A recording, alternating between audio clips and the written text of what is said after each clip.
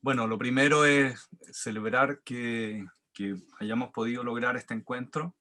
Estamos uniendo visiones, territorios, geografías, a través de esta primera parte, primera edición de la jornada La naturaleza como sujeto de derechos, que tendrá dos momentos, el de hoy, que está dedicado a ciencia y poesía, y la próxima edición acontece en marzo, a fines de marzo, y donde les anunciaremos debidamente, del 23, 24, 25 de marzo, y donde continúa la naturaleza como sujeto de derechos, y la bajada de ese momento va a ser cosmopolítica y constitución. Es decir, este díptico de encuentros en torno a este seminario nos va a permitir establecer una mirada, si se quiere, polifónica, de distintos puntos de vista, para ver de qué manera, es como si estuviéramos haciendo una especie de constatación, de qué manera la naturaleza es un ser vivo, consciente, que se comunica, que toma decisiones, y que sin embargo, como hemos visto, la mayoría de los seres humanos hemos desoído los mensajes durante la época civilizatoria. Entonces, la convocatoria precisamente apunta a ver de qué manera recuperamos este diálogo fundamental que garantiza la existencia mutua de la naturaleza y de todos los seres vivos. Nos parecía, por lo tanto, relevante provocar esta ola de reflexiones que apuntan, ¿cierto?, con un norte de en qué medida las cosmovisiones, las miradas, se traducen en una práctica, y por lo tanto este seminario tiene estas dos dimensiones. La dimensión de la poiesis hoy día, esta dimensión creativa, y por otro lado, en marzo va esta dimensión pragmática y política que nos parece fundamental, es decir, ¿qué hacemos una vez que tenemos esta visión del mundo? Para darnos la bienvenida y dar inicio a este seminario, se dirigirá a ustedes Claudio Magrini, director del Magíster Territorio y Paisaje de la Facultad de Arquitectura, Arte y Diseño. Muchas gracias, Ramón, por la introducción. Bueno, buenos días o buenas tardes a todos, dependiendo de la latitud de la cual están sintonizadas. Me gustaría empezar como más bien también dar las gracias, que es un esfuerzo conjunto, un esfuerzo no podría ser casi metabólico, como que ponemos, juntemos todos los recursos para trabajar o más bien articular un discurso común. Entonces, es un discurso colectivo, no está solamente presente la Escuela de Arte, que está representado por Ramón, o el Magíster, son también las escuelas de diseño y la Escuela de Arquitectura, como también el OPS, el Observatorio Paisaje y Sustentabilidad. Es decir, aquí hay un esfuerzo institucional para claramente hacer avanzar la disciplina y claramente gatillar diálogos que sean multidisciplinares y que sean capaces de incluir múltiples puntos de vista, que en cierto sentido ya es el paradigma de acción en la sociedad de hoy en día. Agradezco mucho la participación de María Isabel, que no conocía todavía, ahora sí tengo el honor y el placer. También ya tuve el placer de leer tu libro de poesías. Yo soy muy franca, me gustó más en mapuche, aunque no entiendo nada, por la caligrafía, la forma en cómo ocupan el espacio y las imágenes, ya a mí me gatillan un imaginario fantástico. Además, también estoy contento por tu participación, porque tenemos efectivamente un punto de vista indígena, que quizás más bien refleja una idea de la naturaleza más bien anímica, que es un lazo, una unión, una relación con la naturaleza que quizás el mundo occidental le cuesta todavía asimilar o le cuesta claramente entender. Y por otra parte también, bueno, estoy muy contento, muy feliz de ver de nuevo a Gilles. Quizás él ni siquiera se acuerda de mí, pero nosotros le habíamos invitado hace 10 años atrás a Gilles Clément a nuestra facultad, también un esfuerzo conjunto entre la Escuela de Arquitectura y el Magíster. Y la cosa increíble de Gilles, que más allá de ser una excelente persona, un jardinero de las almas, Gilles, en ese sentido, nos movió el piso en este entonces con nuestro programa que estábamos recién empezando a ocupar nuestro paisaje territorio. Cuando uno piensa en paisaje territorio, quizás la cosa más obvia, irse a la definición de la RAE, Y uno empezó a hablar con Gilles, empezó a darse cuenta que él entendía el paisaje, el territorio, en cierto sentido, exactamente antagónico a cómo lo dice la RAE o cómo claramente lo dicen las convenciones convencionales. Es decir, Gilles nos encomendó, nos dio las primeras directrices de cómo nosotros como programa constituirnos, de cómo nosotros como programa claramente empezar a trabajar con la noción de paisaje y territorio a un nivel mucho más profundo. Otra máxima de Gilles Clément siempre ha sido trabajar en función y no en contra de la naturaleza. En cierto sentido, por eso estoy muy contento con Gilles, porque Gilles es parte importante, aunque él no lo sepa, de nuestro modo de operar, de nuestro modo de entender la naturaleza, de nuestra forma de interactuar con ella.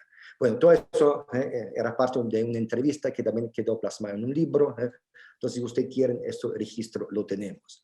Bueno, pero ya pasó, ya sabemos, somos mucho más expertos en relación al paisaje y al territorio. Ahora nos gustaría ser mucho más expertos en relación a la naturaleza, de que de nuevo la naturaleza tiene muchas excepciones. Yo estoy seguro que nosotros todavía somos bastante vírgenes en nuestra aproximación a la naturaleza. Con mucho desconocimiento, con mucho entusiasmo, ya nos interesa el discurso metabólico, nos interesan las fuerzas, nos interesa la energía, ahora realmente nos interesa cómo llevar toda esa energía, canalizarla a una nueva visión de la naturaleza que sea en función quizás de una futura constitución y claramente en función del bien común. Bueno, con eso agradezco de nuevo la participación de María Isabel y Gilles Clément. Están en su casa y por favor ilumínanos con su visión de la naturaleza. Muchas gracias. Muchas gracias, Claudio. Agradecemos tus palabras. Y estas son el estupendo marco para iniciar entonces nuestra conversación. Les recuerdo entonces que como varios ya están utilizando el chat, que sigan a través de él. Ahí van llegando saludos que después iremos compartiendo con nuestros panelistas. Y al mismo tiempo, bueno, recalcar que este encuentro efectivamente es muy interesante lo que señala Claudio, en el sentido de que lo que ha planteado Gilles Clément en su momento se ha convertido efectivamente en un jardín, él mismo en un jardinero en movimiento, y sus ideas han florecido en otro lugar del planeta. Entonces me parece que es bella esa imagen. Y Gilles Clément se autodefine como arquitecto, jardinero, botánico, entomólogo, e incluso en algunos momentos encontramos en su biografía, aparece como artista, porque él tiene también un trabajo expresivo. Su centro de estudio y reflexiones ha sido el patio de su casa y el mundo a la vez. Gilles ha visitado nuestro país en varias oportunidades, compartiendo sus conocimientos y experiencias que podemos encontrar en las publicaciones que ha realizado, y de la profunda huella que han dejado nociones como jardín en movimiento, el tercer paisaje y el jardín planetario. Hoy puede estar con nosotros una vez más, pero desde París, así que Gilles, agradecemos que estés con nosotros y te damos la palabra. Muchas gracias. Yo estoy tratando de compartir la pantalla, pero no sé cómo funciona. Bueno, lo que quiero decir es que me Gilles, invitaron. Sí, dígame. te ayudo. Sí, por favor. Tienes que, seguramente abajo estaría la presentación de imágenes, si bajas en tu cursor Aquí está. Ah, y bueno. aprietas ahí. Y compartimos con... Presentación. Presentación. Eso.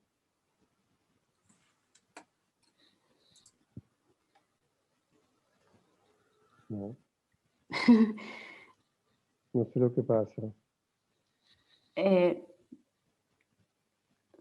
Ahí estás.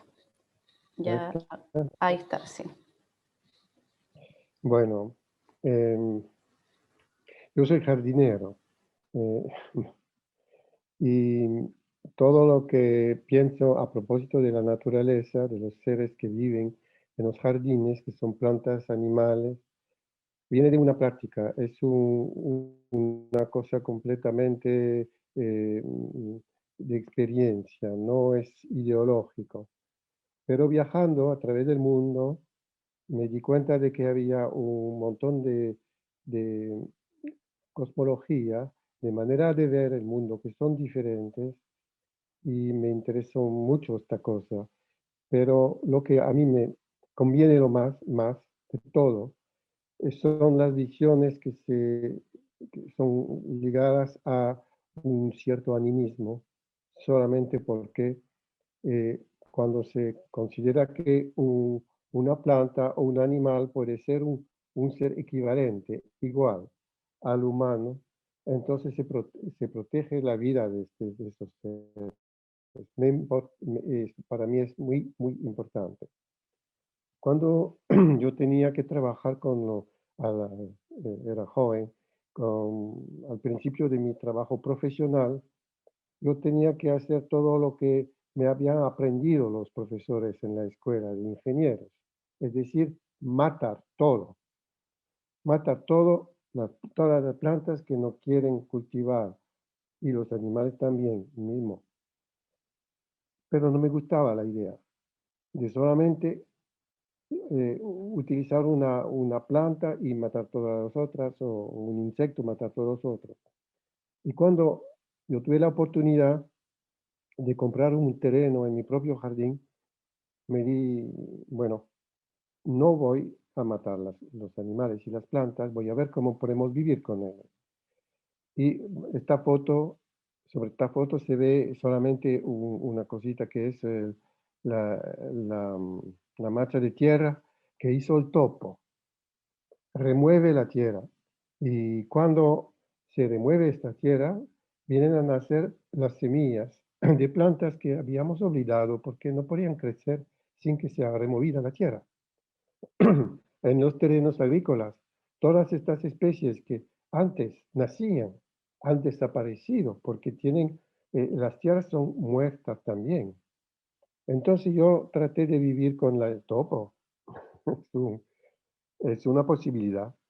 Y me di cuenta de que era un animal que mantiene una cierta diversidad de plantas anuales y frágiles, y me gustó mucho esa idea.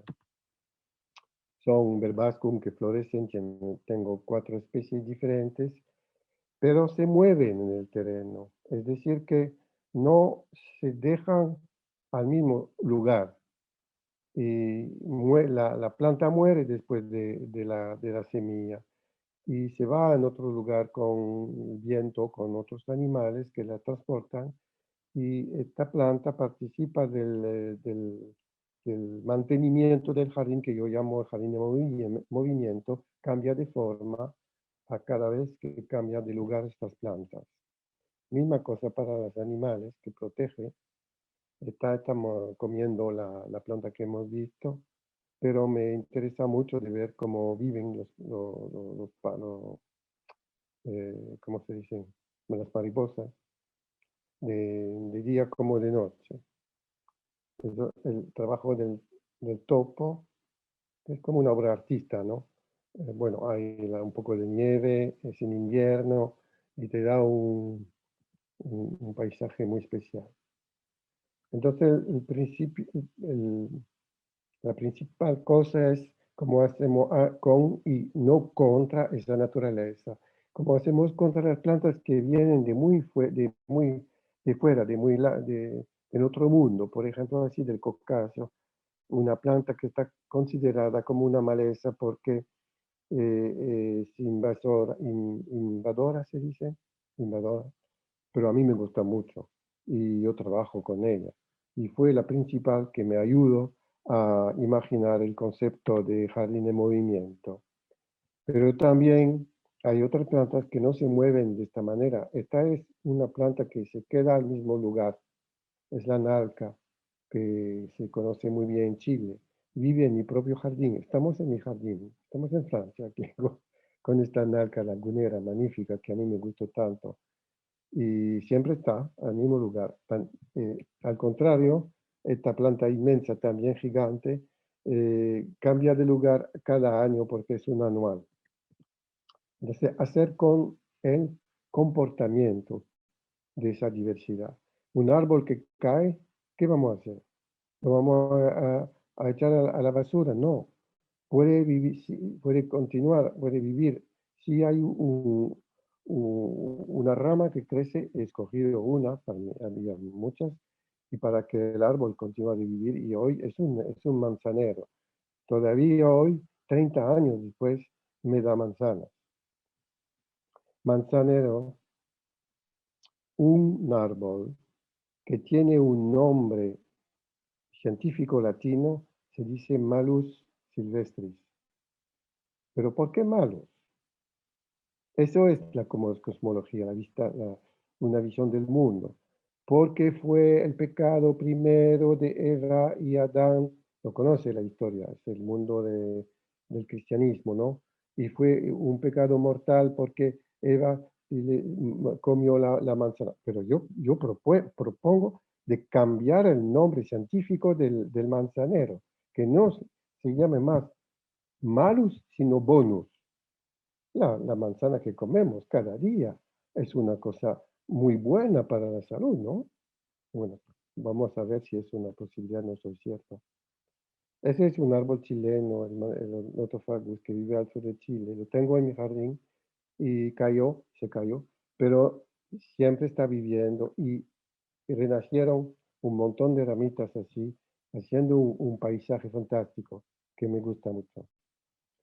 Entonces, esa fuerza de los árboles, la capacidad de mantenerse para cada planta, que sea una hierba o un árbol, pero aquí se ve con raíces una fuerza fantástica que puede, incluso con las piedras, soportar una piedra que seguramente pesa mucho, ¿no? Otras que son frágiles aparentemente, pero en realidad pueden hacer huellos en el suelo del parking, de un parking. Eso estamos en frente de una isla de Aix, en Francia. Esta planta la soportan los franceses porque a pesar de que sea una especie de vagabunda, en realidad lo aceptan porque tienen flores fantásticas, les gustan. Este comportamiento de resistencia me interesó mucho siempre.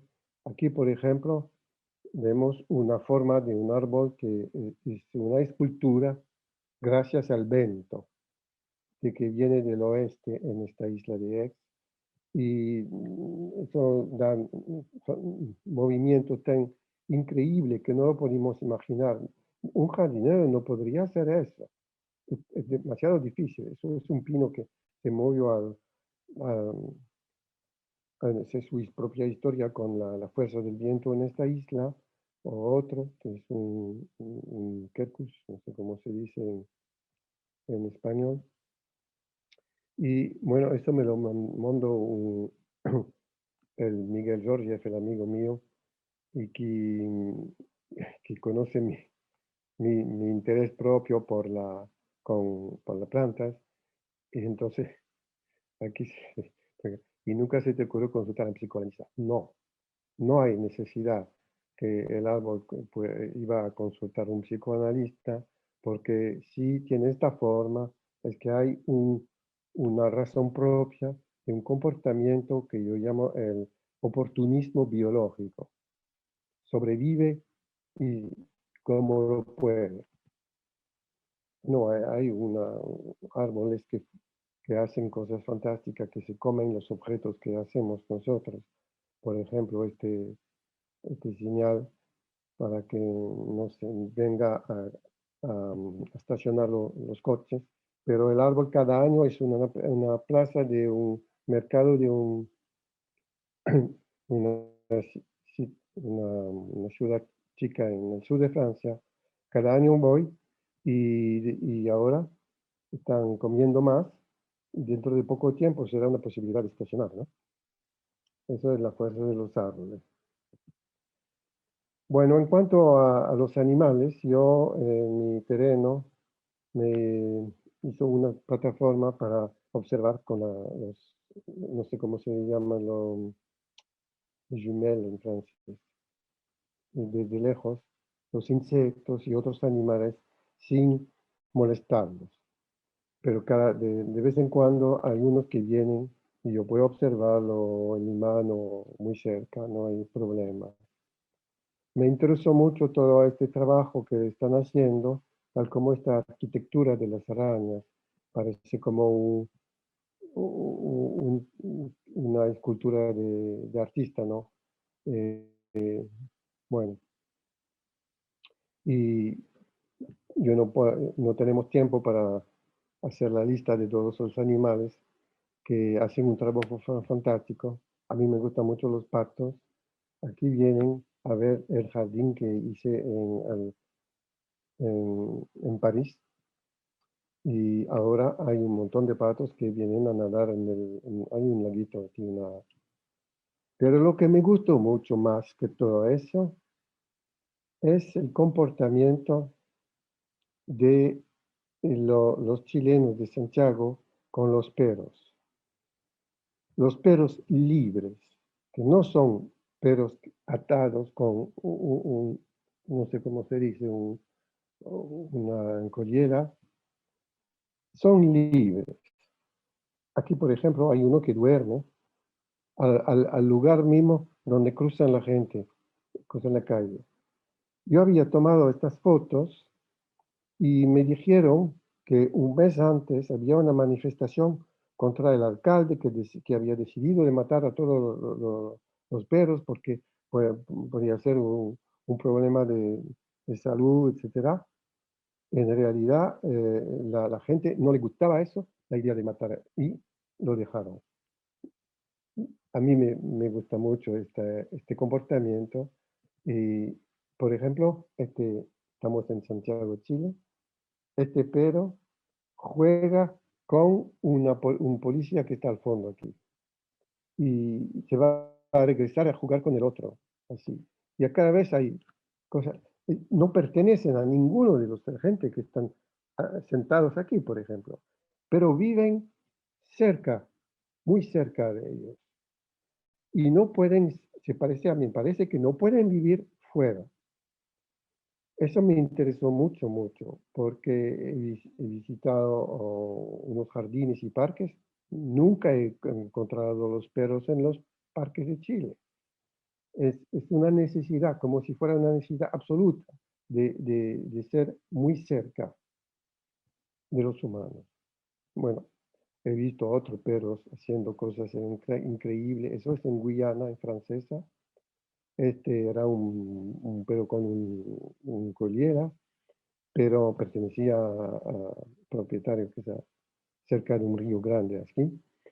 Pero era completamente, tenía un comportamiento libre. Y cuando quería ir a la toileta, no sé cómo se dice, iba al río Chuelo, así. Y en mi jardín hay cabritas no sé cómo se dice el animal en español, que salvajes, ¿no? Que cruzan el jardín y de vez en cuando se paran y observan la casa. Yo saqué la foto desde la casa. Se ve a través de las ramitas de Nothofagus, que es un árbol de Chile. Y un joven amigo mío que trabaja en el jardín, en esta primavera, fue a proteger chica, como cabrita chica. Y yo le dije, bueno, pero no tienes que tocarlo porque quizás su madre no me va a proteger más. Y se fue a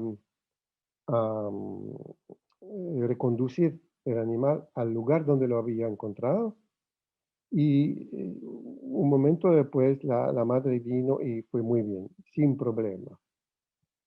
Como si nosotros, humanos, y este animal tenían casi la misma manera de vivir, que no somos enemigos, no tenemos que estar en lucha, solamente podemos vivir a ambos. Me gustó mucho eso. El solo proyecto que tuvo la oportunidad de hacer a propósito de animal fue el del lobo, ¿cómo se dice? El lobo de Krim. el lobo de crin en la ciudad de Maubeuge, donde hay un lugar muy antiguo, donde hay un parque zoológico. Me dijeron que en este parque había animales que eran, había un problema después de una tormenta, ¿no? Animales que tenían que utilizar espacio más grande, entonces hizo el proyecto para, no se ve, mierda. Lástima, ha desaparecido el lobo de crin. Es decir que, como me dijeron que este animal original que viene de América del Sur y vive en Brasil, en Argentina, etcétera, no era carnívoro, pero herbívoro. Entonces yo le dije, bueno, voy a hacer un jardín para él. Lástima que no se ven las imágenes, no sé por qué. Tuve la oportunidad de trabajar con artistas a propósito de mi propio trabajo. Y en cuanto al tercer paisaje, es decir, el lugar donde la naturaleza crece por sí sola sin que los jardineros o arquitectos vengan a diseñar algo o construir cualquier cosa. Hay un montón de cosas que son perdidas en esta naturaleza, pero hay sobre todo una grande diversidad.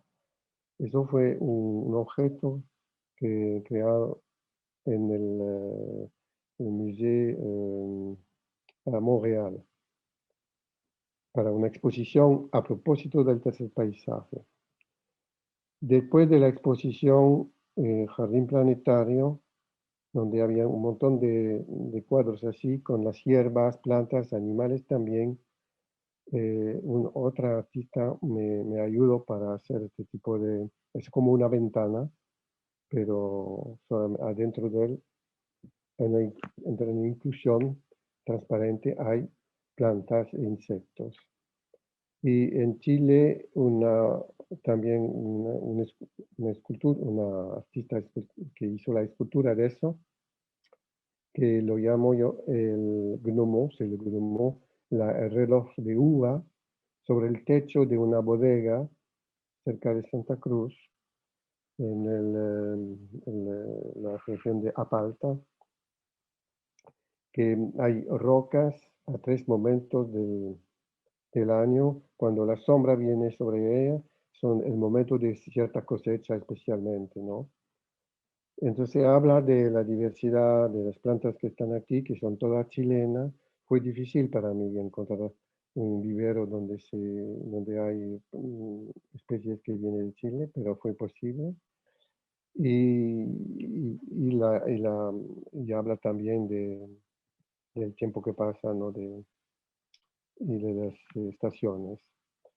Este jardín nunca puse hacerlo porque fue con Roberto Benavente, pero sí, él se fue, no sé en dónde,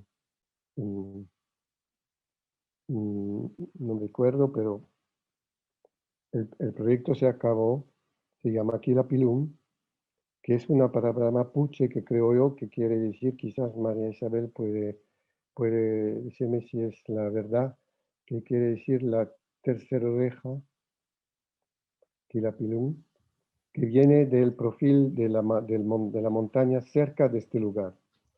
Y yo había propuesto que al corazón de la plaza cuadrada, así, había un lugar donde cada uno podía echar su cabeza para que pueda oír lo que dice la tierra.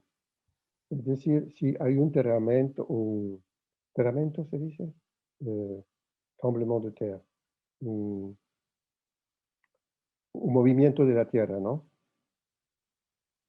O un ruido, cualquier que sea, que viene del fondo de la tierra, se podría oír aquí en este sistema donde cada uno podría echar su cabeza y escuchar. Eso como una referencia a una cultura mapuche de la montaña con la Quilapilún. Bueno, al final, lo que quiero decir aquí es, podemos imaginar de olvidar la idea de un mantenimiento fuerte, que yo llamo la ilusión, pero porque yo creo que no somos capaces de mantener todo como en una forma simple, y aceptar el desarrollo propio de la naturaleza, cual que sea. Eso es una antigua cave donde había sí, sí, un montón de, de, de casas, no me recuerdo, désolé como español. He olvidado un montón de palabras españolas para hablar. Y este lugar fue abandonado completamente durante más de 15, 20 años. Y la naturaleza hizo para mí es un jardín, una mezcla entre lo que se queda de un trabajo de los humanos aquí y la invención propia de esa naturaleza. Aquí es, cerca de la río Loire, lo que a mí sería interesante eh, eliminar es este edificio que para mí es muy feo y que permitiría una posibilidad de ver el otro lado del río, pero me dijeron el alcalde y su equipo, no es posible, porque es sagrado, fue construido para el arquitecto que inventó el hormigón con el hierro, etcétera, etcétera. No hay problema, podemos dejar un pedacito así para que cada uno pueda ver cómo está construido, pero lo quitamos, ¿no? Es muy feo. Y dejamos la naturaleza hacer todo y explicamos a la gente cuál es el nombre de cada una planta. María Isabel en su poema dice a un momento los nombres que pertenecen a los mapuches. Y eso, el idioma y cada nombre es tan importante para que existe un ser, cual que sea, una planta, un animal, y cual que sea el idioma también en cualquier lugar del mundo. Si a un niño explica qué es esta planta, chica, o este árbol, tiene un nombre, tiene un nombre, entonces existe. Eso es lo que nos falta en la educación hoy en Francia. Fue mi proyecto con un jardín un poquito de azar, ¿no? Hecho por la naturaleza propia, la destrucción del edificio, solamente un pedacito, y se puede alcanzar hasta el río.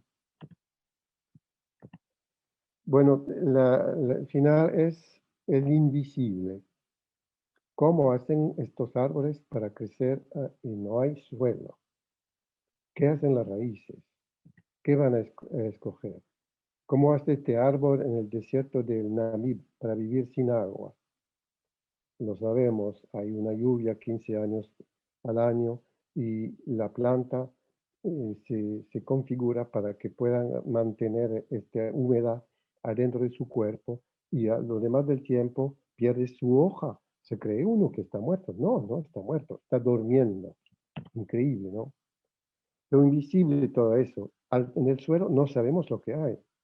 Un montón de conexión posibles, tal como el Internet y para las raíces y animales y microorganismos también.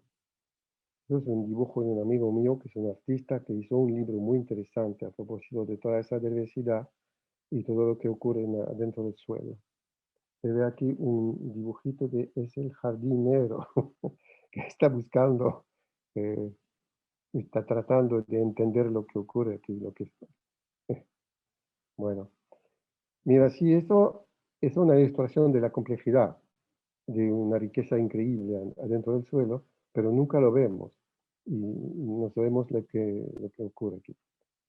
En mi jardín, esta planta, hay un veneno al final de sus raíces y se sacan las gramíneas alrededor y se ve como una cosa redonda.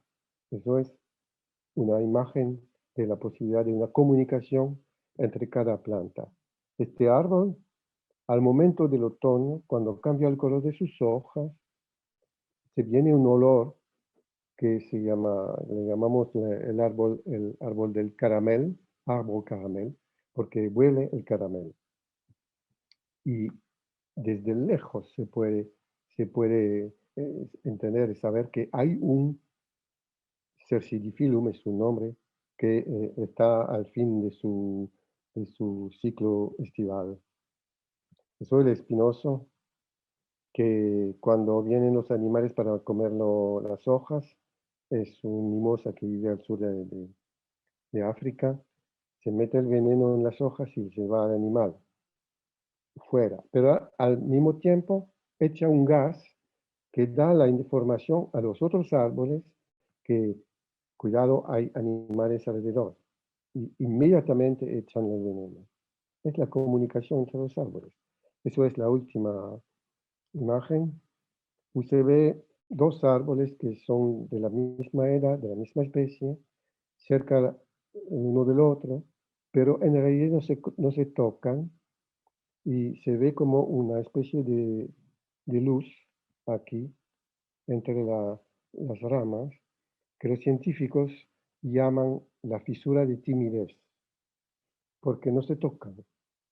Y es cierto que si no se tocan es porque hay un contacto y un mensaje entre los dos árboles. Ahora los científicos han determinado, yo creo, más de un 100 o 150, no me recuerdo, árboles en el mundo que tienen esta característica de ser tímidos, pero no sabemos todavía por qué. Entonces, yo termino. Lo que quiero decir es que sabemos muy poca cosa a propósito de estos seres vivientes que son las plantas y los animales, sobre todo las plantas, y tendríamos que observar más y vivir con ellos sin una idea de maestría total. Es mejor entender lo que dicen y tratar de vivir con esto. Gracias por su atención.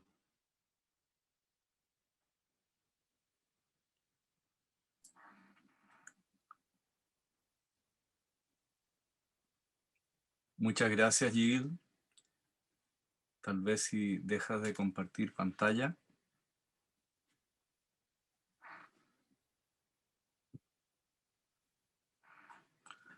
Perfecto. Muchísimas gracias. A continuación, entonces, se dirigirá a ustedes María Isabel Lara Millapán. Ella es poeta mapuche y doctora en didáctica de la lengua y literatura. María Isabel comparte su tiempo entre el trabajo académico desarrollado en el campus Villarrica de la Universidad Católica, con la labor de investigadora en el Centro de Estudios Interculturales e Indígenas, CIR, y su trabajo poético. Se destaca dentro de sus publicaciones el libro Kimun, Aprendiendo Mapudungún a través de poesías y relatos, y entre otros libros de poesía mencionamos Trecanantú, del año 2018, al que ha aludido también precisamente Gilles, donde aparece explícita esta relación de atención y de diálogo y comunicación y de escucha atenta, como lo que muy bien señalaba también Gilles, este entender como incluso la personalidad de la naturaleza, y por lo tanto esa poética está centrada en esa dimensión. En esta oportunidad María Isabel nos acompaña, si con Gilles estamos desde París, escuchándolo y compartiendo. Acá nos acompaña desde la región de la Araucanía, desde el Gualmapu, en realidad, específicamente desde Quiepe, ubicado en la comuna de Freire, cerca de Temuco. María Isabel, muchas gracias por estar con nosotros. Tienes la palabra. Muchas gracias. Mari, compuche, petual kelelur, me mañón, feitachi, mangelmeu, al que tú no nelumo, quiniena tram, Kamapu Kupaluin, Chekamainentuan Tañi Rakisuam. Muchas gracias por esta hermosa invitación para compartir lo que viene desde dentro del alma y nos conecta con la Mapu. Escuchar con mucha atención a Gil desde Francia y me hacía pensar en lo que contemplamos acá en Waimapu.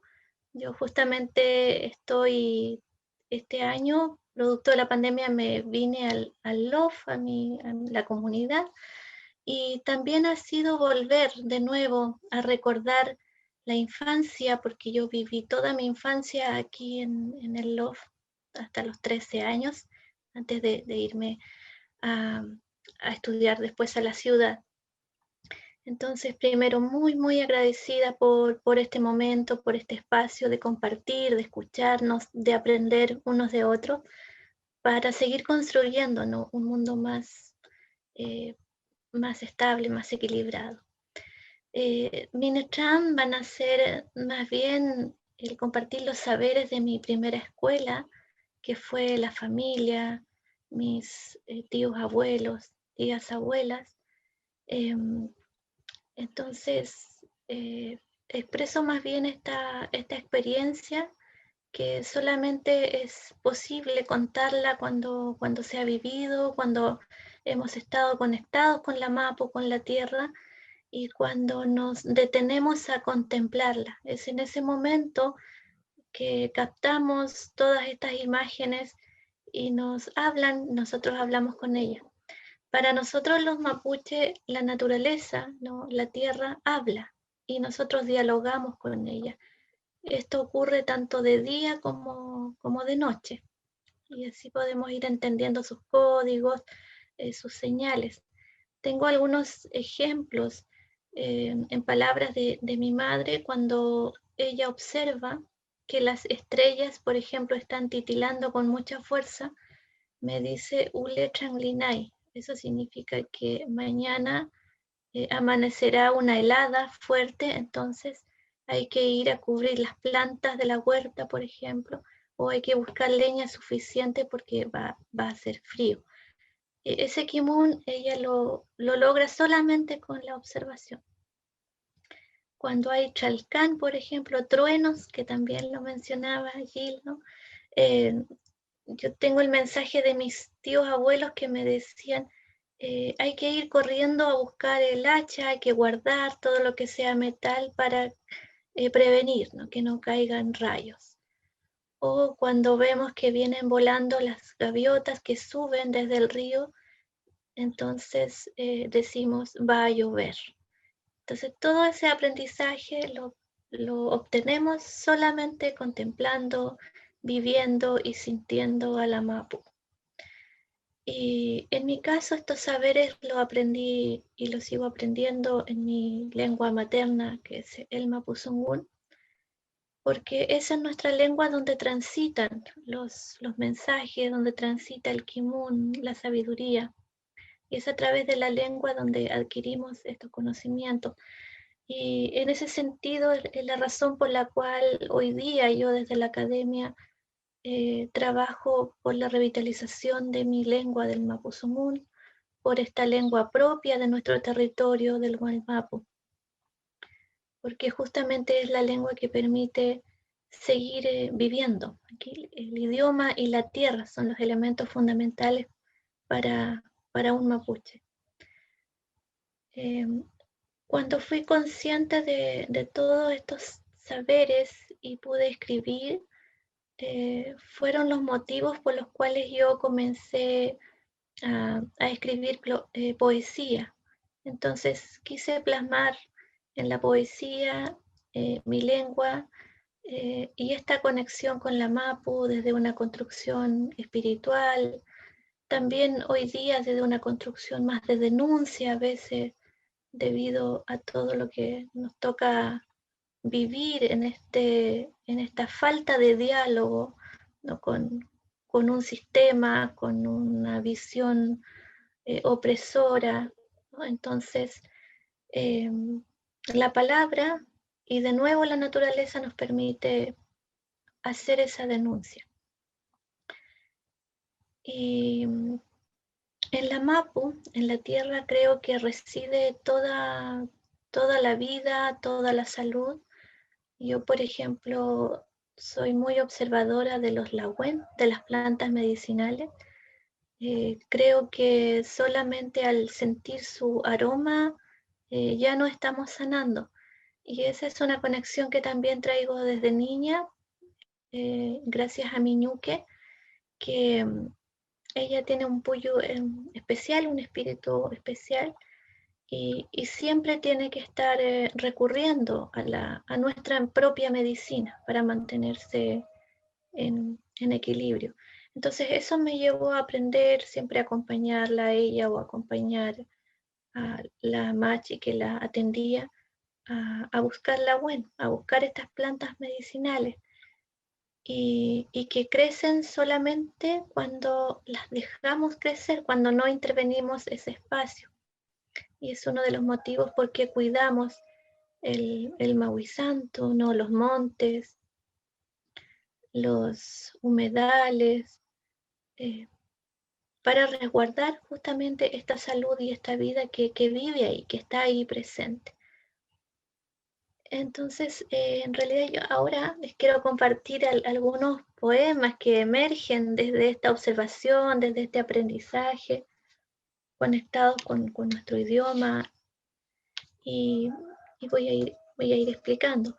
Este es un poema que se llama Mapuzungún Meo, significa en Mapuzungún, y aquí reflejo todo lo que a través de nuestro idioma es posible y qué ocurre si dejamos de hablar nuestra lengua. Mapuzungún Meo. Mapuzungún Meo Uituafuin Ko Kuruf Kamapu. Mapuzungún Meo Mutumafuin Winkul Kakim Tukuafun Relmuni Sungun. Mapuzunguli Alkatuafun Chalkan Feiki Mafun Chem Sungumeo Nifemun. Kaki Mafun Seuma Chipapaleantu Tanichunge Chimongelen. En Mapuzungún. En Mapuzungún puedo nombrar el agua, el viento, la tierra. En Mapuzungún puedo llamar a las montañas y entender el mensaje de los arcoíris. Si hablara Mapuzungún, podría entender la tormenta como una respuesta y la salida del sol como el origen de la vida. Entonces, ese poema nació observando, ¿no? Yo sintiendo la necesidad de la presencia de nuestro idioma. Por mi parte no concibo, por ejemplo, que una plegaria, un yeyipún, estuviera dicho en español. Creo que no llegaríamos a comunicarnos con esa otra dimensión donde hacemos viajar nuestro espíritu para obtener respuestas de la naturaleza. Por ejemplo, en nuestros yeyipún para pedir por la lluvia o por pedir un buen tiempo cuando es demasiada la lluvia, para poder comunicarnos, ¿no? Con esa otra dimensión que nosotros entendemos desde nuestra filosofía de vida. Y aquí tengo otro poema que se llama Aliwen. Aliwen significa árboles antiguos. Dice, Ilkaluwan po aliwen meu, fei na cham kayan trukurengu, ni pelom chekan, yeniei tani pufuchakeche ni sungun. Ilkaluwan rangin tumawisa ni rayen meu, katran kuifi peuma, tiftuan ni rakiswam, kelon tapulengu. Aliwen, me refugiaré entre los árboles más antiguos y hablaré con la neblina.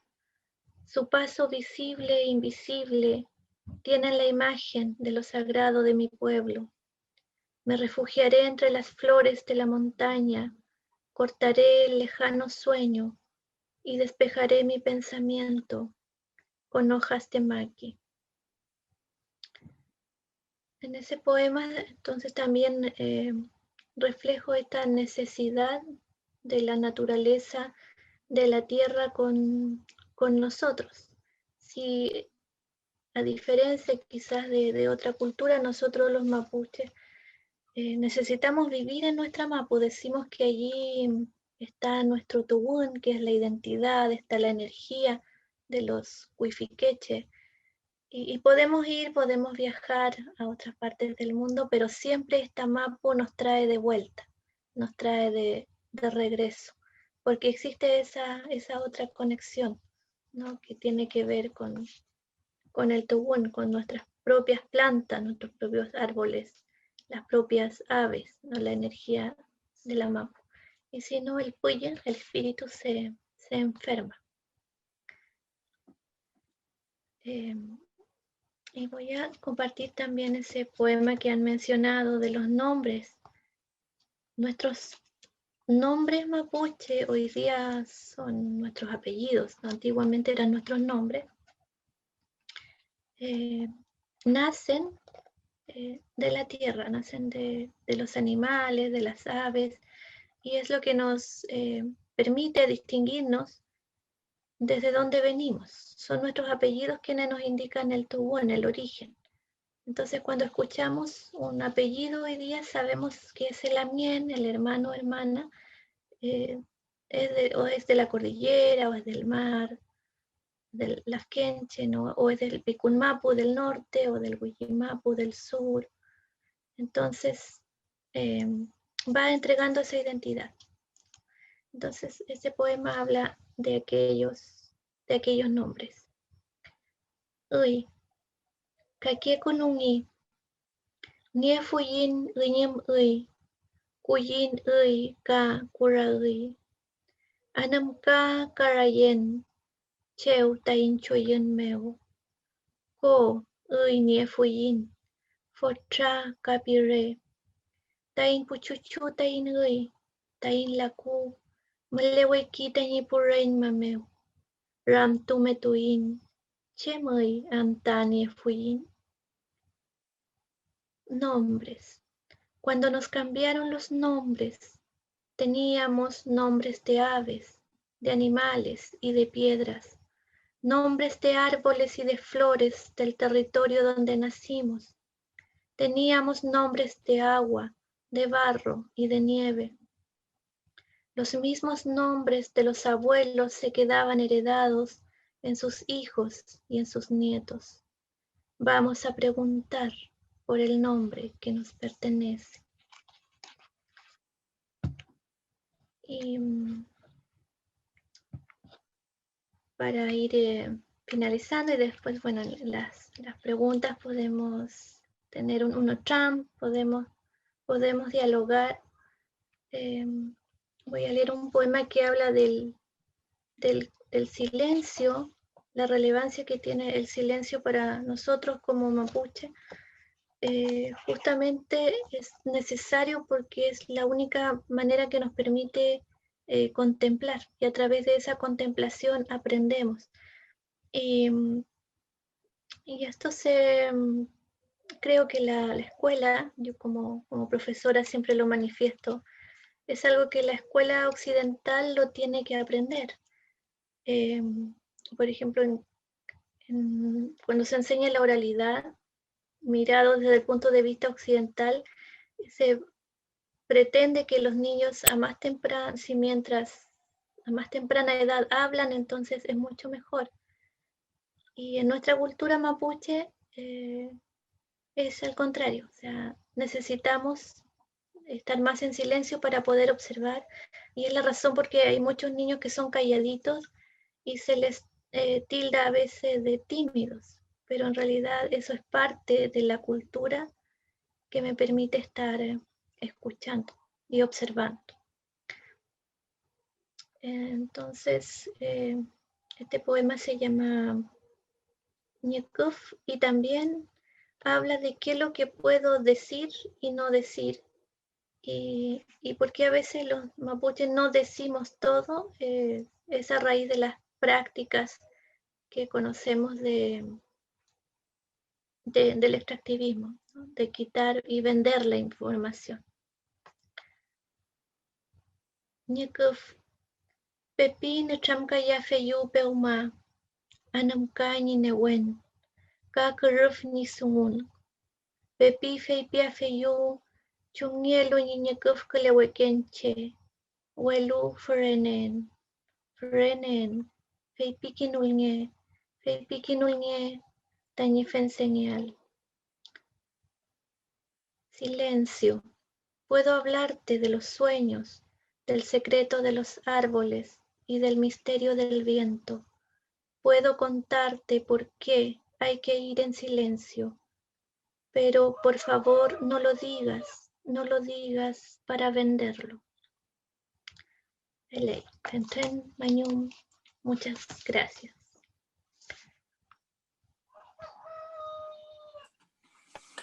Muchísimas gracias, María Isabel. Gracias. Siempre es difícil poder seguir conversando y encontrar palabras para avanzar después de la poesía. Le agradecemos mucho, realmente. Bueno, efectivamente este encuentro de hoy día con Jill, contigo, María Isabel, era sobre la hipótesis, efectivamente, de cómo podemos ver si esta naturaleza es un ser vivo que se comunica, que toma decisiones, que nos envía señales y mensajes. Y siempre nos pareció que era muy interesante ver que ustedes dos pudieran hoy día estar juntos en este encuentro, porque de alguna manera ciencia y poesía en este punto se tocan. Y en ese sentido yo haría una primera pregunta y después ya vamos a responder a las preguntas que han ido llegando. Tenemos una audiencia de 175 personas en este minuto que nos están escuchando y a todos y todas agradecemos que estén aquí compartiendo con nosotros este significativo momento. Y entonces yo les hago una pregunta y luego vamos a ir atentos también al chat y las preguntas que nos vayan llegando van a ir apareciendo, y Bernardita Croxato, que nos está colaborando desde el estudio, ella va a ir también compartiéndonos estas preguntas. Entonces, en este espíritu, como les señalo, del enunciado ciencia y poesía que borran sus fronteras, ¿qué fue para ustedes en este caso el poder haber conocido el trabajo, digamos, de ambos? Es decir, cuando Jill señala que hubo, digamos, esta experiencia de lectura por una parte de la poesía, ¿sienten en algún momento que ciencia y poesía efectivamente no son elementos antagónicos, sino que más bien están integrados, que es algo que sabemos, ¿cierto? Ha sido nuestra cultura occidental, digamos, ha insistido mucho en separar, digamos, como los conocimientos y de pronto la poesía quedaba en un estatuto como de pensamiento mítico mágico, ¿cierto? Como esta definición incluso de los pueblos. Y hoy día descubrimos que esa poesía es muy ciencia al mismo tiempo. Bueno, ¿qué opinan ustedes de estos límites entre ciencia y poesía? Jill, por favor. Bueno, lo que pienso yo, ¿me entiende? Sí. Sí, sí.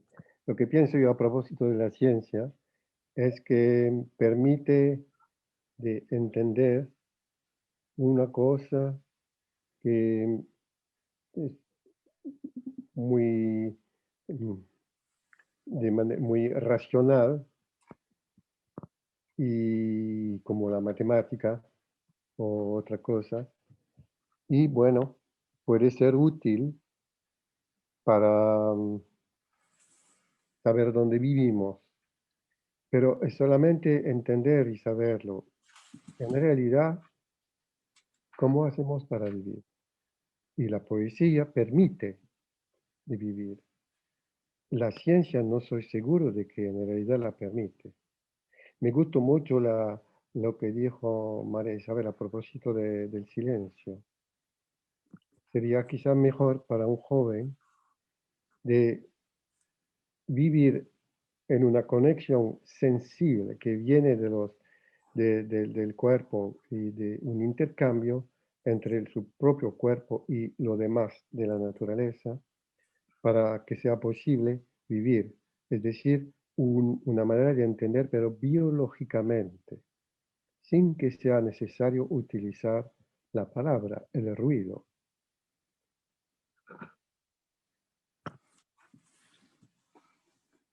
Muchas gracias, Gil, María Isabel.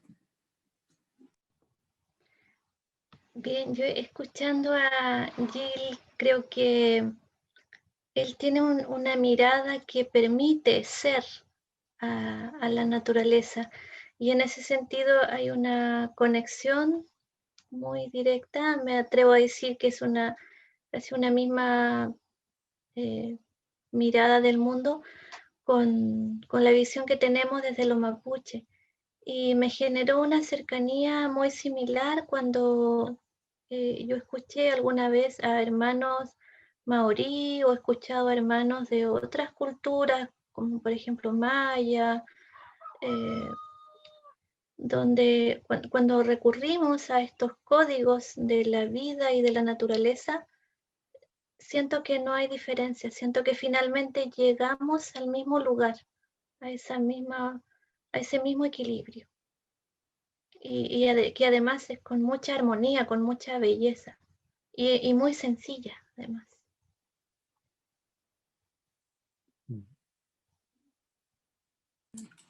Muchísimas gracias, María Isabel. Vamos entonces a dar inicio a las preguntas. Tenemos aquí ya varias preguntas. En algunos casos tenemos los nombres y los vamos a ir dando también. Cuando no explicitan si es para Gilles o María Isabel, va a quedar como una pregunta abierta y por lo tanto cualquiera de ustedes puede responderla con toda libertad. Pregunta número 1. Juan Américo, ¿cómo podemos medir la intervención humana en un paisaje para respetar su carácter original? ¿Cómo podemos medir la intervención humana en un paisaje para respetar su carácter original?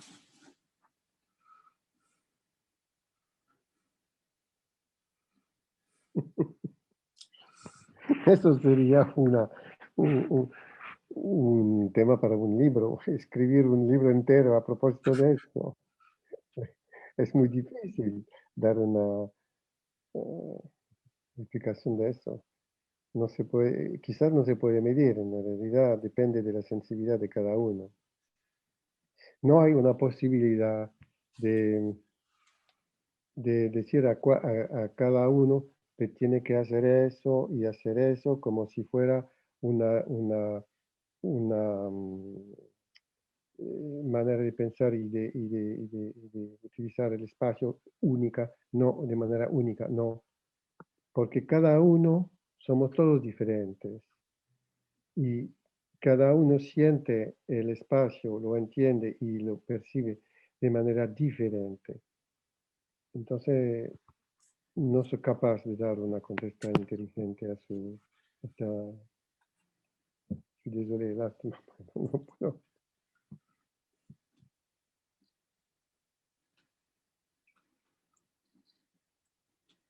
María Isabel, ¿quisieras agregar algo al respecto?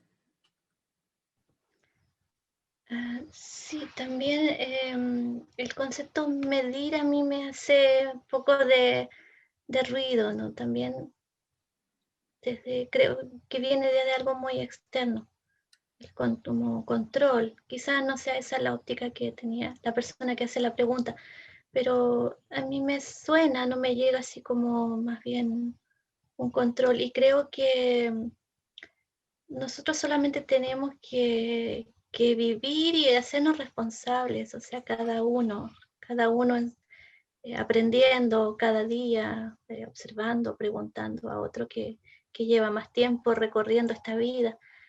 Así siento yo que se va aprendiendo, ¿no? De acuerdo. Muchas gracias. Segunda pregunta. Jorge Gaviria desde Colombia. Gil, saludos desde Colombia. ¿Puedes recordarnos el nombre de tu amigo que hizo el bello dibujo del suelo?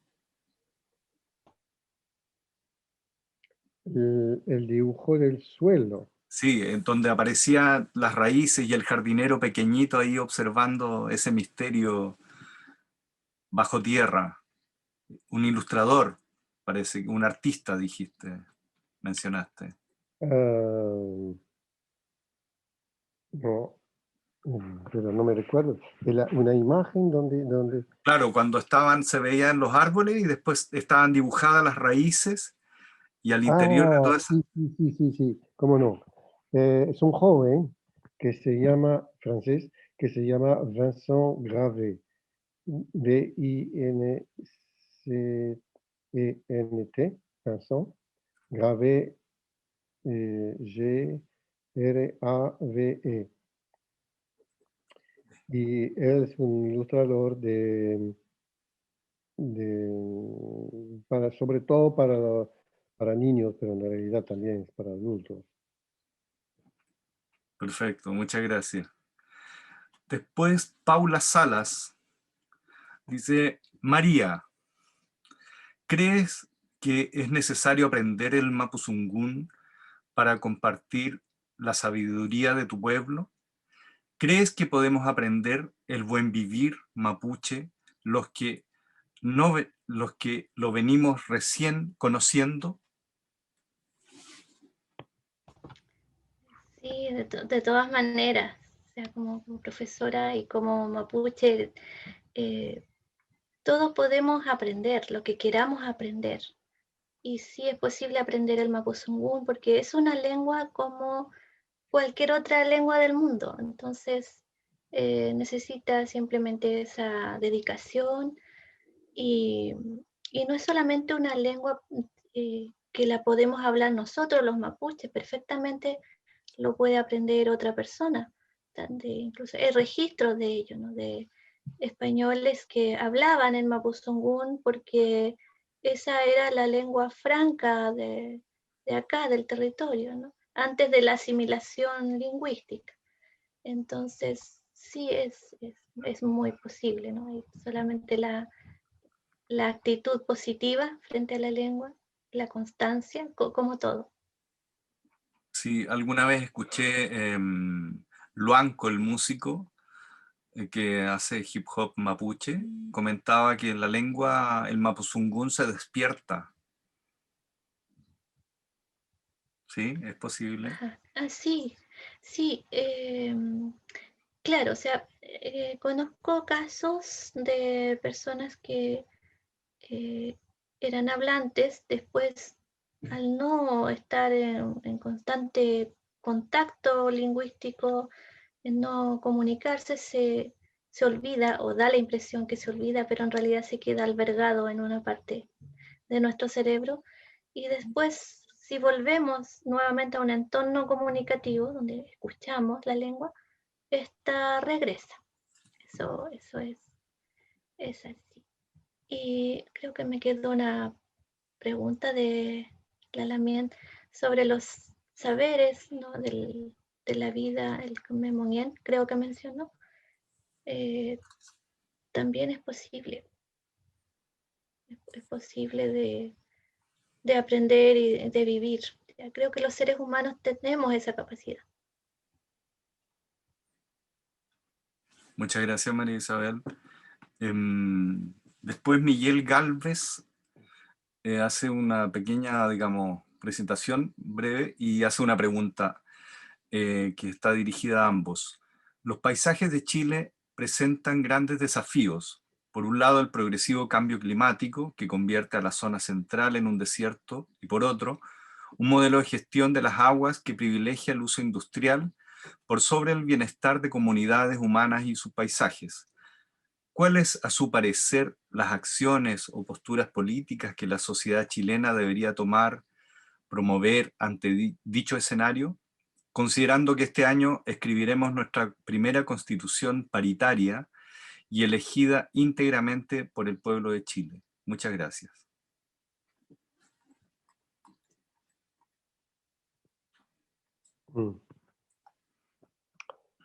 Bueno, no sé. lo que quiere decir María Isabel. Para mí, el problema del agua es un problema mundial de alta importancia. Y hoy hay una lucha entre las empresas más importantes en el mundo para utilizar el agua como un producto que permite de ganar mucho dinero. Pero ¿a quién pertenece el agua? Nadie. Eso no se puede entender. ¿Por qué cuando una gota cae de las nubes del cielo, a quién pertenece el agua? No sería necesario pagar el metro cúbico, sino el precio de la instalación, de los tubos, de, no sé, bueno, el mantenimiento de las aguas, los lagos, los pantanos, sí, eso sí, pero el metro cúbico no.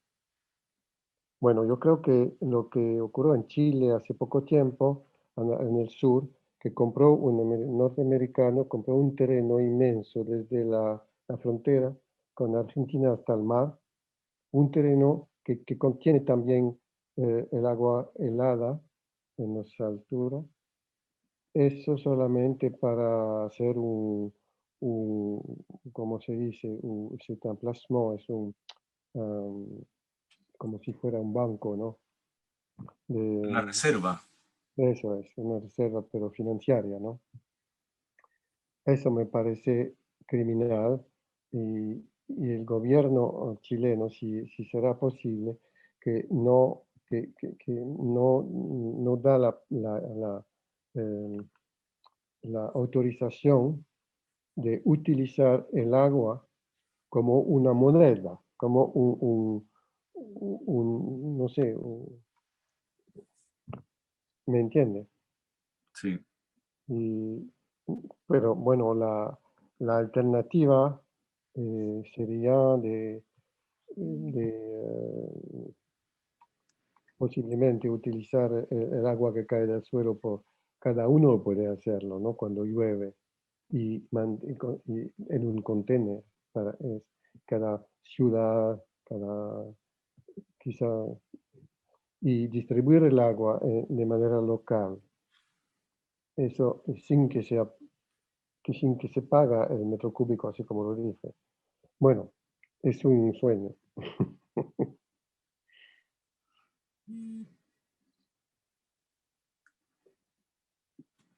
María Isabel, ¿diría algo al respecto también de esta postura? Sí, ¿Qué bueno, hacemos con la Constitución? solo mencionar que creo que hay que crecer más en conciencia e ir mucho más allá de, de las leyes, ¿no? Y porque también con lo que se vaya a redactar, luego hay que ponerlo en práctica, en acción, y que esas acciones sean lo más humanas posible. Entonces ahí necesitamos una voluntad muy grande, de algunos más que otros, y desarrollar la capacidad de diálogo, de escuchar, porque es muy complejo. O sea, yo lo vivo aquí en la comunidad a diario. Justamente mencionaban recién el agua. Nosotros en este momento tenemos un problema grave de agua acá, porque está todo contaminado, ¿no? Debido a que hubieron tantas plantaciones de pinos, de eucalipto que fueron secando, la acidez que tienen los suelos, producto de todos los químicos que se han colocado para cultivar. Entonces, hoy si queremos hacer un pozo, por ejemplo, esa agua ya viene contaminada. Entonces, hay un daño bastante grande que ya se realizó producto de una mezquindad. Entonces, creo que hay que crecer en conciencia. Muchas gracias, María Isabel. Juliet, una de las que está también presente, pregunta: María Isabel, muchas gracias. Quería preguntarte si la poesía podía tomarse como un texto testimonial y cómo trabajar la voz poética en primera persona desde esta perspectiva de testimonio y de denuncia a la vez.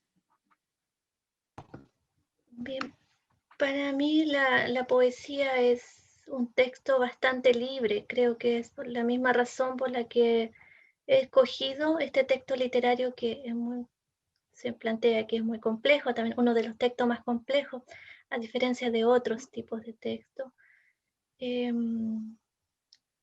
Y es libre, entonces es posible, como la pregunta que hace, que puede ser desde lo testimonial y en primera persona, y resguardando siempre, sí, la belleza contenida en el lenguaje, ¿no? Cuidando todas las palabras. Aquí no hablo de la rima, porque en mi caso no escribo con rima, utilizo el verso libre. Y además porque traduzco o interpreto después, entonces la rima ahí se moriría, ¿no? Escribo muchas veces primero en mapuzungún y después lo llevo al castellano. Entonces, solamente mencionar que para escribir hay que escribir con libertad, quitarse un poquito estas barreras que también la literatura, ¿no? occidental ha impuesto, ¿no? Y pone más énfasis en las estructuras que en la voz, que en la esencia del mensaje que queremos plasmar.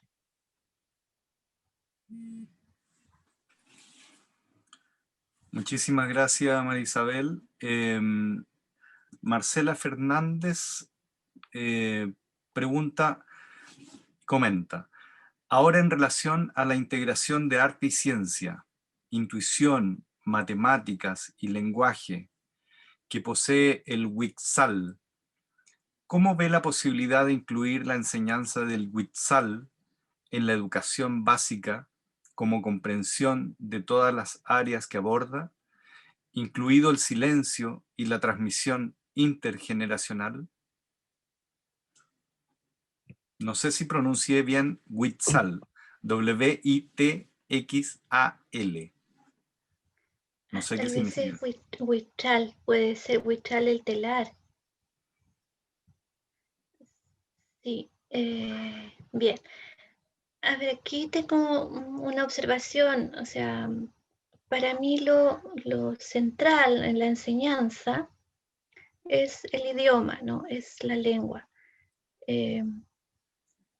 Yo pienso y espero que, bueno, hoy día el mapuzungún está siendo lengua de enseñanza, no se está aprendiendo, o eso esperamos, por lo menos, esperamos que los niños aprendan.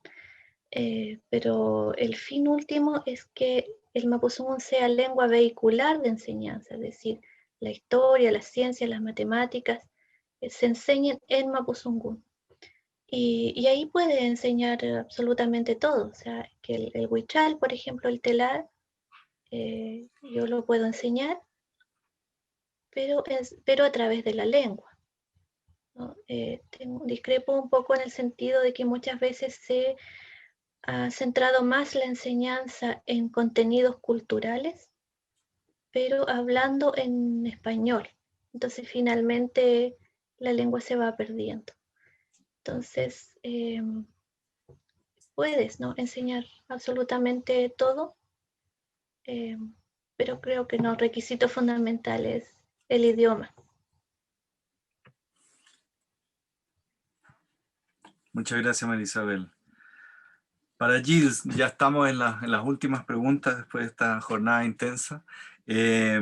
Para Gilles, pregunta Valentina Grassi, ¿qué consejo le daría a alguien que recién empieza a vincularse con los jardines y las huertas?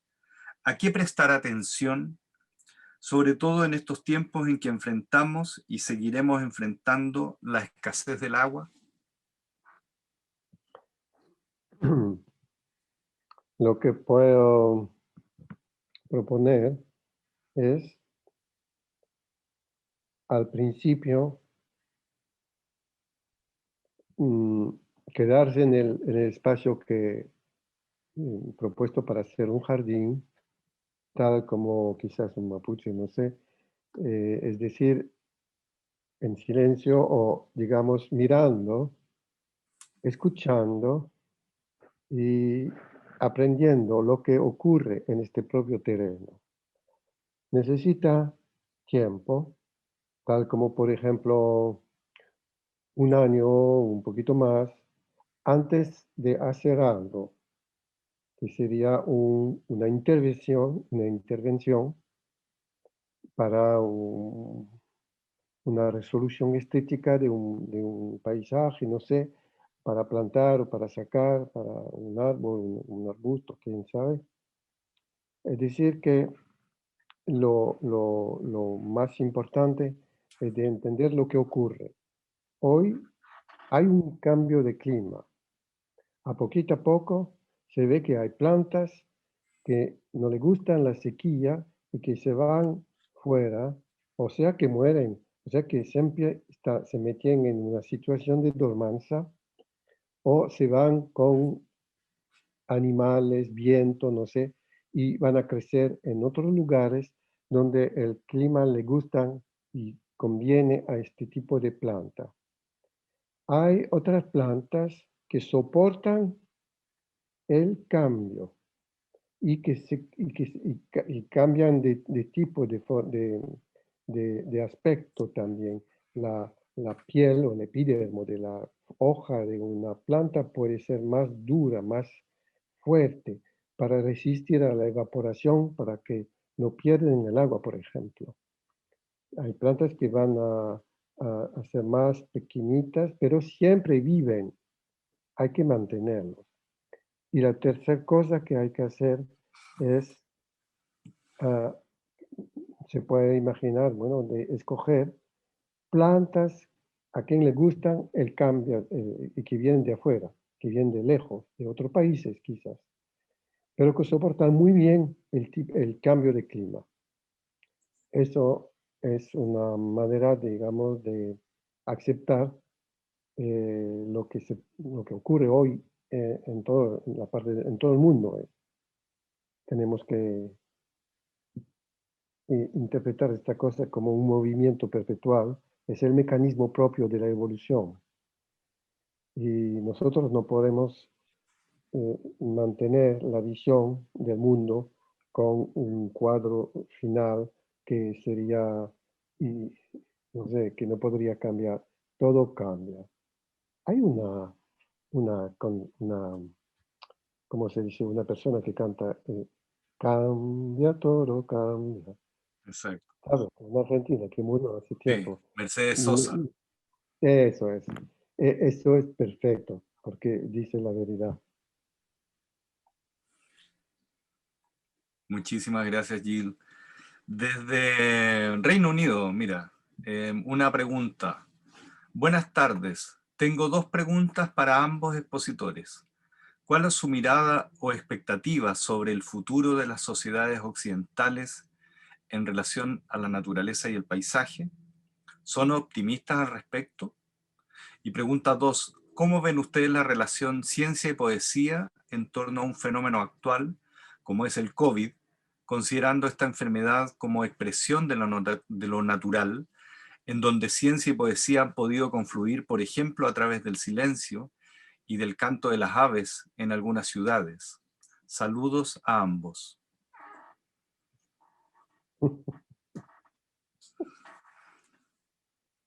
Yo no sé cómo la sociedad occidental puede aceptar no sé, la riqueza y la fuerza de toda esa naturaleza, porque en este momento se van a... Vivimos un momento muy importante, pero la gente que tiene el poder quieren que este mecanismo y este modelo económico sea el mismo para el futuro, pero no es posible. Y hay una dificultad para toda esa gente de entender lo que es una otra fuerza, que no es una fuerza económica, sino una fuerza vital y que viene de esa diversidad de los seres humanos. Realmente sí, se puede, pero sobre todo de los seres vegetales y animales. Pero tenemos que aprenderlo, por ejemplo, en las escuelas no se aprende todavía. Es increíble. Y la otra pregunta era ¿qué? La segunda. Claro, y cómo, y esto ya en relación a la naturaleza, cómo ha reaccionado la naturaleza y cómo lo que ocurre con el COVID y lo que ha provocado el Ah, COVID sí. ha No, pero provocado el ciencia y poesía también. bueno, el COVID es una ilustración del hecho de que todos estamos viviendo en el jardín planetario. Somos equivalentes, todos.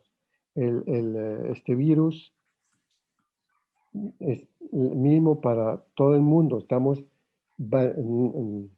Nadamos en la misma agua, que sea el agua del cielo, el agua del mar, el agua de los ríos, el agua del aire, donde siempre hay agua en el aire y en el cuerpo. Somos todos.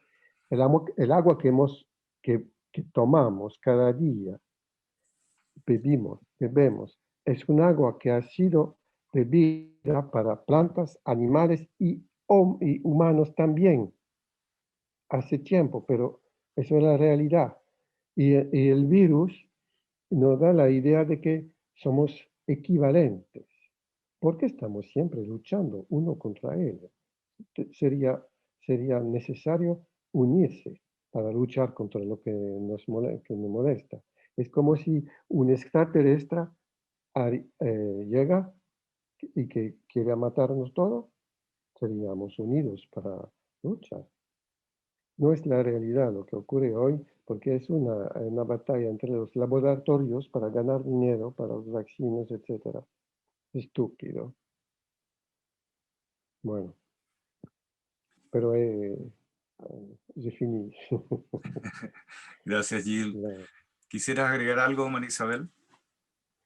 Sí, unir ambas preguntas y mencionar que siento que la naturaleza ya nos empezó a responder hace mucho tiempo.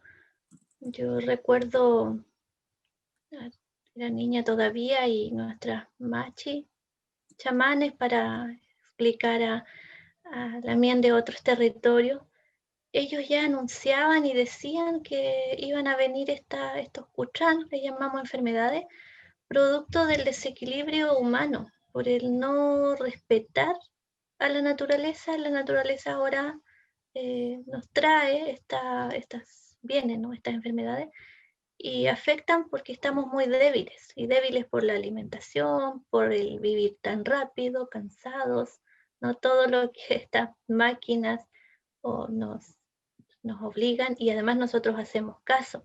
Entonces, esas son las razones y estos son llamados, ¿no? Las enfermedades son llamados de atención para volver a observar la vida y repensar, ¿no? Y este desarrollo tendrá que ir ahora de la mano con la naturaleza y no en contra de toda la MAPU y de la propia vida. Muchísimas gracias, María Isabel. Hay una cantidad enorme de preguntas que no vamos a alcanzar, nos quedaríamos aquí todo el día. Estamos muy agradecidos de todas las preguntas que se han hecho. Vamos a recordar que este seminario continúa, ¿cierto?, en marzo. Vamos a contar nuevamente con Gil, ya desde la perspectiva de la acción política, y va a haber todo un movimiento en nuestra facultad también, que es bueno recordar cómo las alianzas de las escuelas vamos a estar colaborando, arquitectura, arte y diseño, cada una va a presentar sus elementos también probatorios, ¿cierto?, de que esta naturaleza vive, se comunica y toma decisiones, y cómo eso afecta a nuestras disciplinas, que nos parecía que ese era el primer enunciado, y vamos a culminar esa semana también con los ejemplos que hemos tenido de pueblos hermanos, de lo que ocurrió con la Constitución en Ecuador y con la Constitución en Bolivia, como por ejemplo, después de esta reflexión y de muchos movimientos de base también y políticos, se logró que la naturaleza esté considerada en la Constitución, como nombrada como Pachamama en el caso de ellos. para efectivamente como sujeto de derechos. Y vamos a dejar la responsabilidad entonces de las preguntas en una última pregunta y le damos la palabra a Claudio Magrini. Por favor, Claudio. Muchas gracias, Ramón. Muchas gracias, Gil, María Isabel. Bueno, hago eco de las palabras de Ramón. Hay muchísimas preguntas. Nos disculpamos no poder contestarlas todas. Y queremos más bien cerrar con una última pregunta para justamente apuntar de nuevo, como congregar el núcleo duro alrededor del cual nosotros nos hemos reunido. Un poco la idea de la naturaleza como sujeto de derecho. La cosa interesante es que hubo dos relatos, un relato de Gilles, que era mucho más científico, pero también altamente poético, como que la ciencia depuró de forma tal que se transformó en poesía. De hecho, Gilles nos mostró cómo él trabaja con los vectores de la naturaleza, y con María Isabel más bien una lectura de los códigos de la naturaleza que reverberan o aparecen mucho a través del lenguaje, el sonido del lenguaje. De hecho, fue hasta lindo que no hubo una exposición visual, sino solamente una exposición oral, cerré los ojos, y el lenguaje en sí tiene reverberaciones que claramente yo, desde el punto de vista occidental, lo siento, quizás no es suficiente para ponerme en relación con la naturaleza, pero sí claramente reconozco que hay canales de comunicación. Entonces pero también siento que tú eres muy científica, porque eres doctora, entonces te estás tratando de formalizar esta poesía, estas expresiones espontáneas, al menos en un orden para poder fijarlo. Entonces, y hay caminos antagónicos que efectivamente llegan al mismo corazón que es la naturaleza misma. Entonces, vi dos entradas de dos mundos distintos, pero que llegan a lo mismo. Y ahora un poco más bien para cerrar, y Gilles siempre lo dijo, hay que nombrar las cosas, hay que nombrar las plantas, hay que nombrar los árboles, etcétera, etcétera. Ya, entonces, si nosotros queremos incorporar la naturaleza en nuestro cuerpo jurídico, ¿cómo lo nombramos? Entonces, por la palabra Gilles y María Isabel, con eso cerramos. ¿Cómo nombrarían ustedes en esta primera reflexión la naturaleza? Para empezar quizá a agarrar.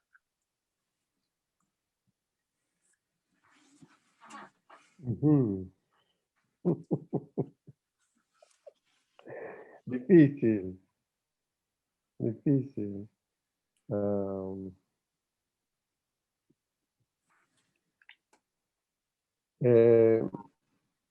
Yo podría decir, por ejemplo, entender o vivir, punto de interrogación.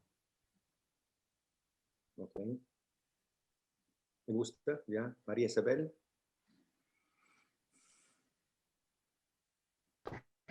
¿Cómo nombrar? En mi caso lo nombro y me comunico con mi idioma, con el Mapuzungún. De hecho, la descripción de Mapuzungún viene de hablar con la tierra, o el habla de la tierra. Entonces, vive ahí, ¿no? Está unido.